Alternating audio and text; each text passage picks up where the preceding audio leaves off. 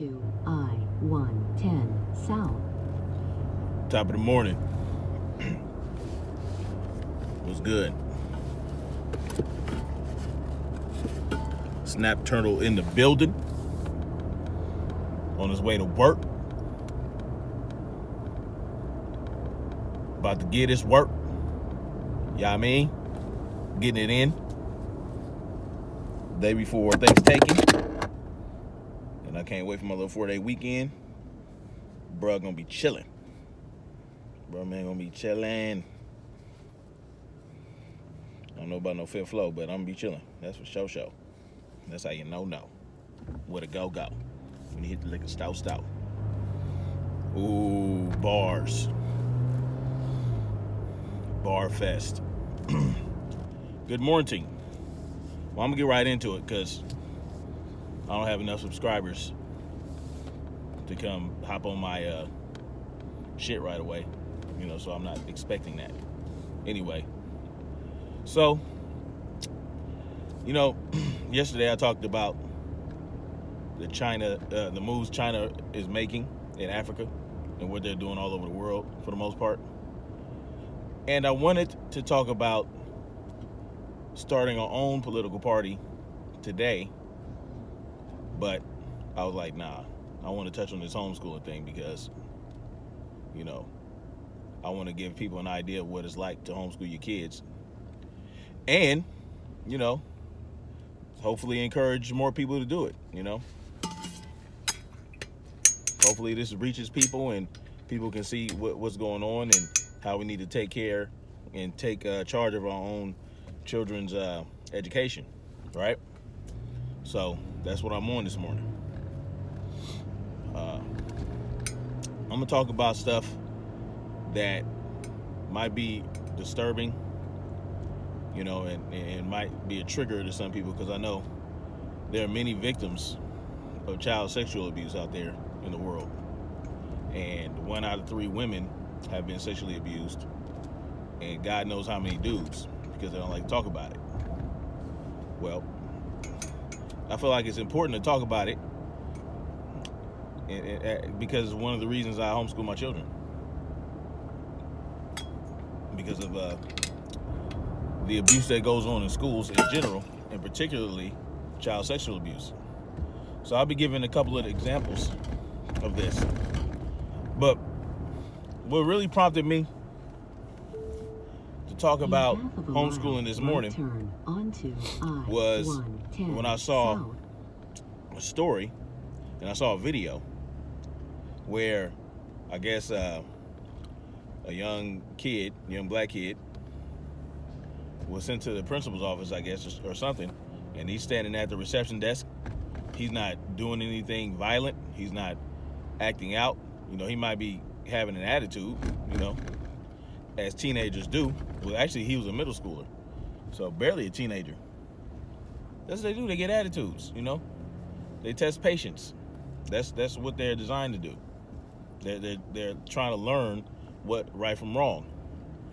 And we constantly, as adults, respond with pure oppression and violence. We oppress children, okay? Straight up and down. The way we behave with them when they do something we feel like they shouldn't be doing, even though it's going to be a learning experience for them, we straight up oppress our children. Onto I-110 South. And I had to learn how to step back from that and look at things differently. You got to be stern, right? You got to be stern. You got to have some amount of discipline. You got to discipline them to certain degrees, but proceed on. What happened with this little young kid in his principal's office was just plain ridiculous and straight up racist. All right, I'm gonna say that. They see the people in the office call the police, the campus police, for some reason, because they don't know how to deal with children anymore. These people in these schools, the staff and the teachers, they don't know how to relate to children. They don't know how to nurture children. They don't know how to behave around children anymore. All right? They're motherfucking subjects to them. Subjects that must obey all rules and not talk back and not say shit. Just do your work and shut the fuck up because I don't want to hear your fucking voice. Because I might have my own kids at home, or because my husband is tripping because I'm here 12 hours a day grading papers and shit, you know, and going home and grade. You know, it's just bullshit, man. Because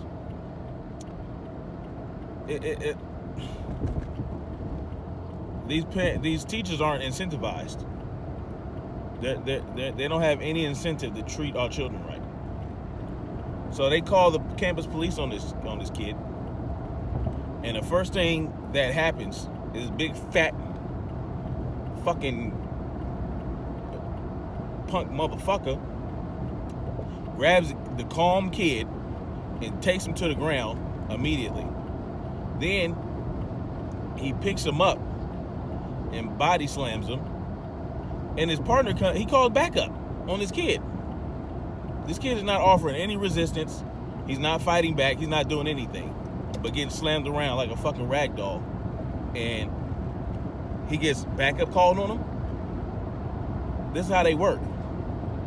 They'll call backup on a fucking 80-year-old black woman and kill her like they've done in the past.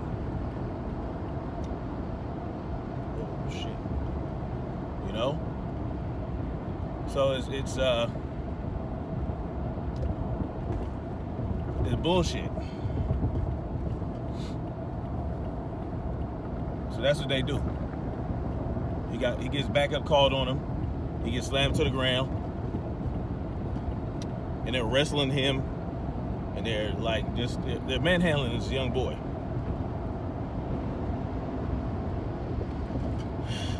They're manhandling this young boy, and the staff in the office is just standing in there like fucking lumps on a log, allowing this shit to continue. Like, oh, we have our own personal fucking army to come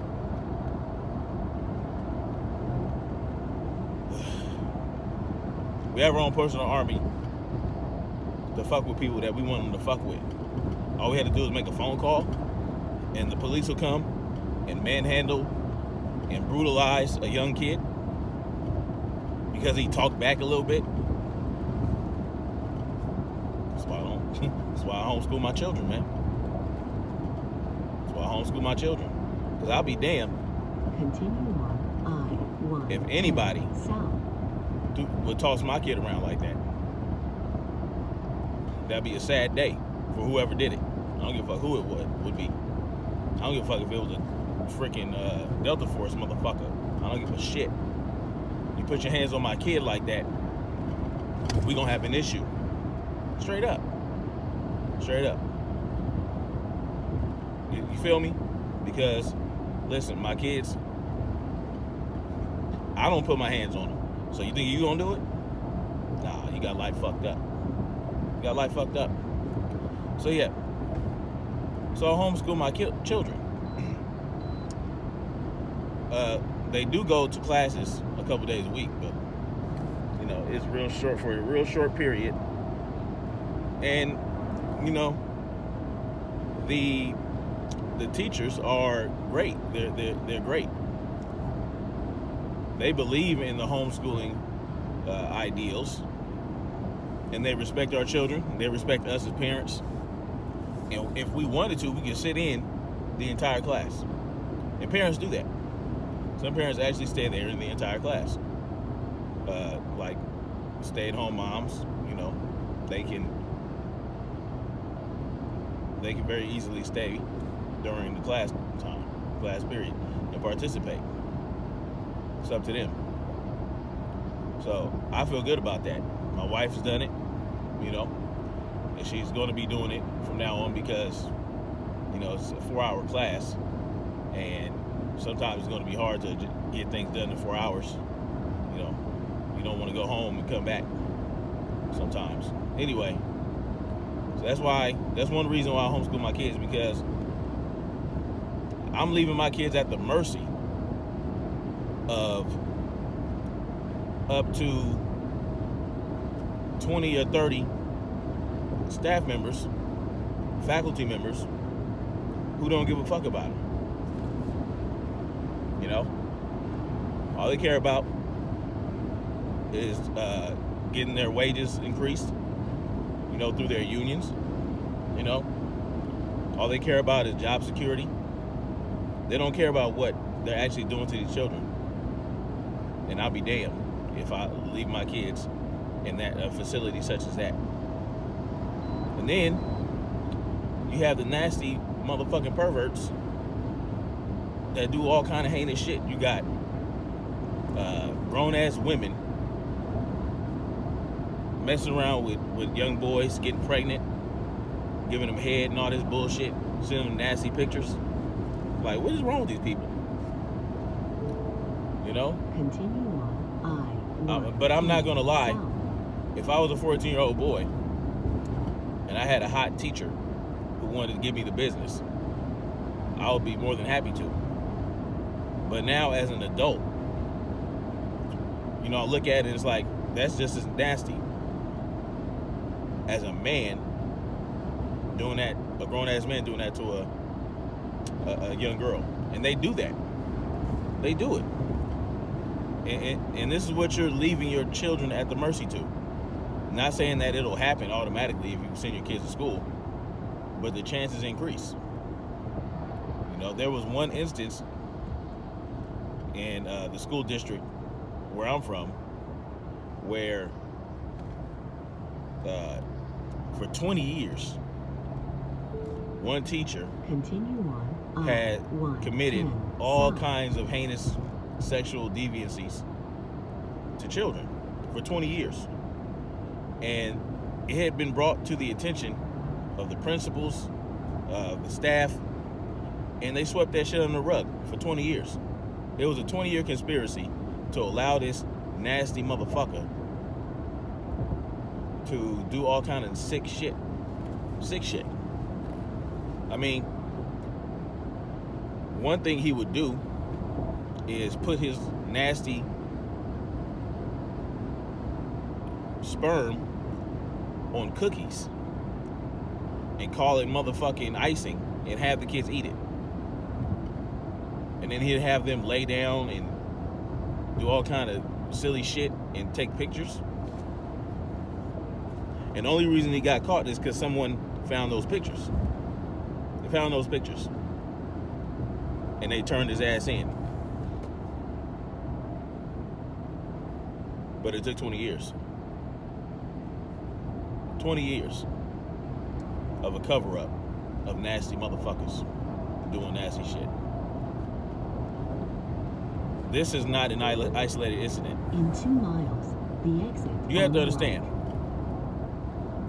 that you have all kind of grown adults in these schools around all these children. And there is no telling who would like to do some nasty shit to your children. You don't know. But the odds are 1 or 2 of those staff members, those faculty members, those teachers are that way. And they're going to have all kind of temptation walking around that school. And, you know, I had a homeboy I used to work with, and he talked about how one of the teachers or one of the coaches was oogling his daughter and touching his daughter in weird ways and saying nasty shit to his daughter. So he confronted him at the school. I ain't gonna say what he did, but he confronted him. On the right, because what else you gonna do? So imagine if I know someone whose kid went through that. How many of you know someone whose kids went through that? Just ask questions. You know, and I had a friend who has I do have it's still my friend, but I have a friend whose, you know, daughter, I think she's like 10, you know, or something like that. Of a mile, Left turn. She goes to school. Onto West 223rd And he was telling Street. me about how she started peeing in the bed again, and peeing when she fell asleep and having to go to the bathroom all the time. At first I was like, oh, that sounds like a urinary tract infection and all that. Maybe she needs to drink more water, with some electrolytes.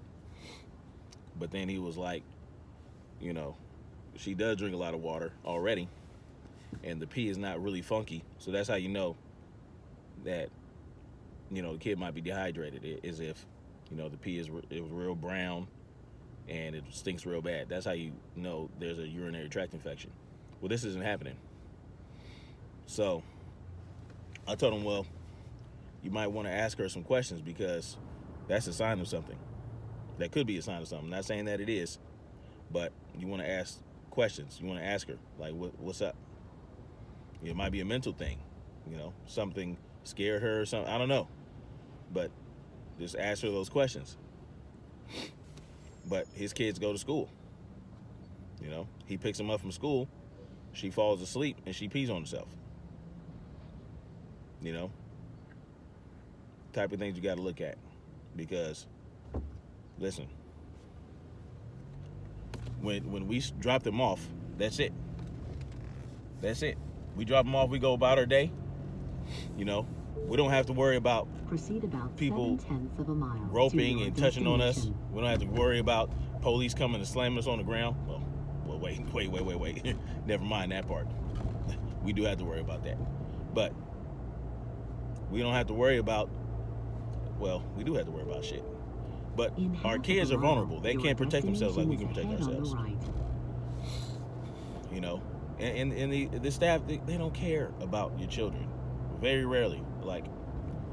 So, you just got to watch it. You got to be careful what you're doing.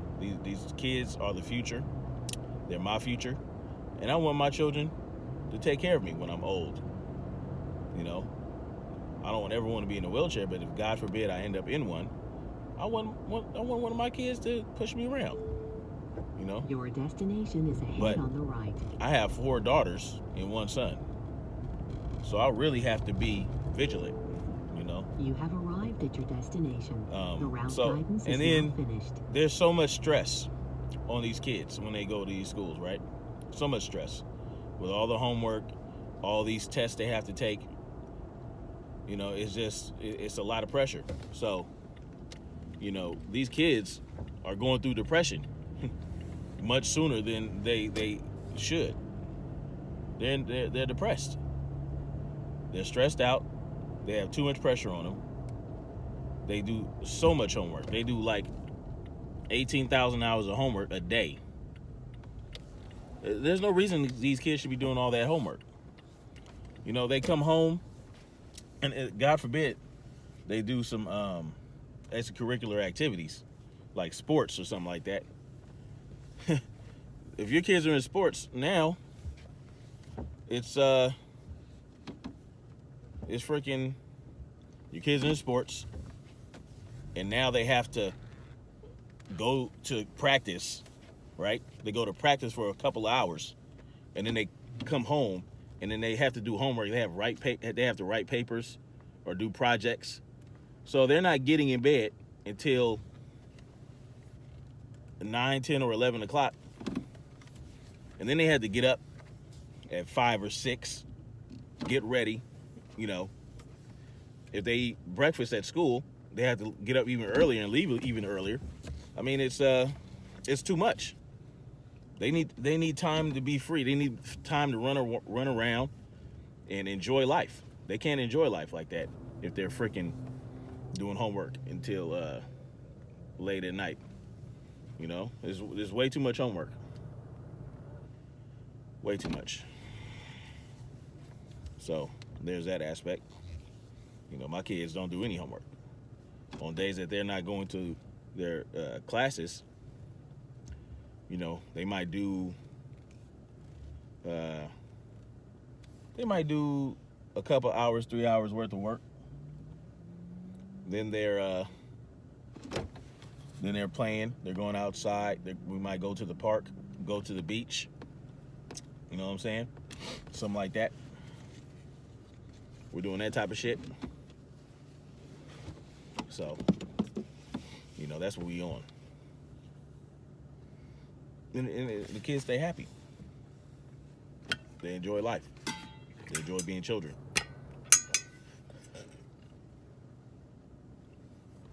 You know, my friend my age has all his kids in school. He don't get no sleep because he coaches their soccer. You know, and you know, they have to be at soccer practice by 4, 5, 6. They don't get home till 3 or 4. They get home and they're right back at it. They don't get time to rest, take a nap. I ain't with that. You know, and then you got these standardized tests and this Common Core bullshit. With me homeschooling my kids, we control the curriculum. So it's up to us what our curriculum is. Some homeschooling parents we know, through iLead, they unlearn their children. So they only teach them when the kids are ready to learn. You know. And they do very well. Some of those kids didn't start doing math until they're like 10 or 11 or 12. And they did great. So there are different methods. You know, we teach our kids math right now, you know, and they're doing good. You know, our kids are reading, you know. It's just an option, you know. I suggest it highly if you can afford it. I'm fortunate enough to have a job to where I can homeschool my kids and my wife can stay at home with the rest. You know, my wife can stay at home and teach them and do whatever. And I teach them in my own way. I train them. So it's a good little team we have. It's a good little program, you know. Anyway, so I'm going to get off this live. Like I said, I highly recommend homeschooling your kids if you can. Take control of your kids' lives. Peace.